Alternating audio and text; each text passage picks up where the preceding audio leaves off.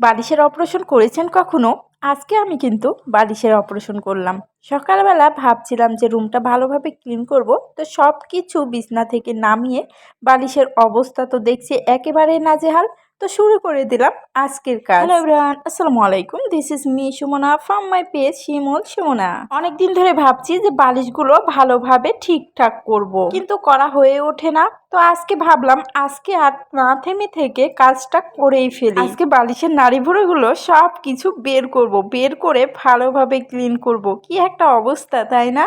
যাই হোক, প্রথমে আমি একটা বালিশ এখানে খুলে নিয়েছি, তো এটা বের করব। তো অন্য বালিশগুলো আমি অন্য সাইডে রেখে দিলাম। তারপরে এই দেখো তুলাগুলো সব কিছু বের করে নেব। কি অবস্থা দেখো, তুলাগুলো একেবারে জটা লেগে গেছে, কেমন হয়ে আছে।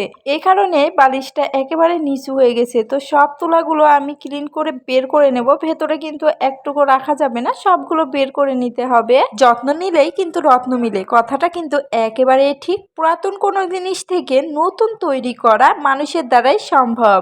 কাজটা করা যতটা না কঠিন, তার চাইতে কঠিন ছিল এই তুলাগুলো জটা খোলা। একে একে হাত দিয়ে এমনভাবে ছিঁড়ে নিতে হবে। দেখো অনেক সময় লেগেছে, কিন্তু অনেক সময় পরে আমার একটা বালিশেরও এখনো কমপ্লিট হয়নি। দেখো কি জটা, এই জটা হাত দিয়ে সুন্দরভাবে ছোট ছোট করে কাটতে হচ্ছে। দেখো এতটুকু কাটা হয়েছে, এখনো একটা বালিশই কমপ্লিট হয়নি। তাহলে অন্য বালিশগুলো আমি কখন করব সেটাই আমি ভাবছি। যাই হোক, অবশেষে কিন্তু একটা বালিশের কমপ্লিট হয়েছে। এগুলো কিন্তু রোদে দিলে অনেকটাই ভালো হতো, কিন্তু তো আমাদের বাসার ছাদটা খুলেই না, কিভাবে আমি রোদে দেব। যাই হোক, এই কারণে একটু ঝামেলাই হয়ে যাচ্ছে।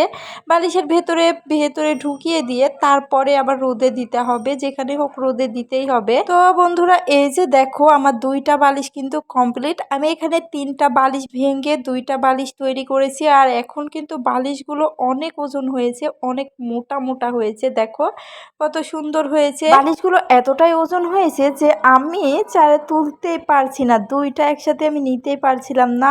অনেক ওজন হয়েছে কিন্তু, আর অনেক ভালো হয়েছে বালিশগুলো। তিনটা বালিশ ভেঙে দুইটা বানিয়েছি, তো অনেক ভালো হয়েছে। এখন তো এগুলো রোদে দিতে হবে। কোথায় আর রোদে দেব, বেলকুনিতে ভালোই রোদ হয় সকাল থেকে দুপুর পর্যন্ত।